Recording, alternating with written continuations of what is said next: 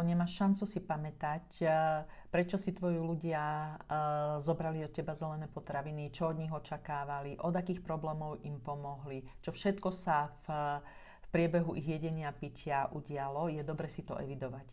Ak sa rozhodneš pre online systém, tak máš 3 možnosti. Prvá možnosť je, máš svoj systém, funguje ti, prosím ťa, nemeň ho. Druhá možnosť je pozrieť sa, ako to robí tvoj poradca a robiť to podľa neho.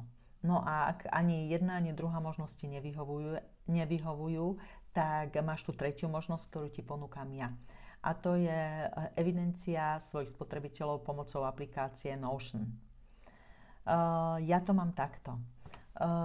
Notion umožňuje, a to, čo sa mi veľmi páči oproti offline evidencii, umožňuje, že každé 2 týždne, keď mám spotrebiteľa bez servisu, tak sa mi tu v tejto kolónke prepne zo srdiečka na uplakaného smajlíka. A v tom momente viem, že potrebujem zdvihnúť telefón, alebo teda potrebujem tam spraviť nejaký servisný zákrok.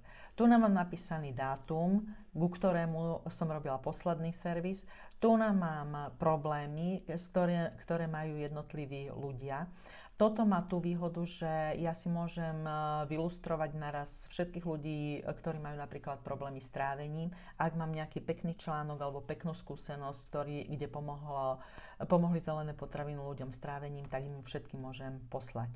Tu nám mám zdroj, odkiaľ som toho človeka dostala. Tu nám mám, či má chlorelu, či má jačmeň, či som vysvetlila, ako funguje moja Greenways. Tu mám zakliknuté, že či ich mám v skupine, poradenstvo k zeleným potravinám. Mám tu polohu, tu veľmi nevyužívam. Tu nám mám napísané, že či už ich mám zaregistrovaných. Aj toto je dôležité evidovať, či už som im posielala registračný link. No a tu nás ešte evidujem mojich VIP klientov, to znamená, že tam ten servis je zvlášť vyšperkovaný.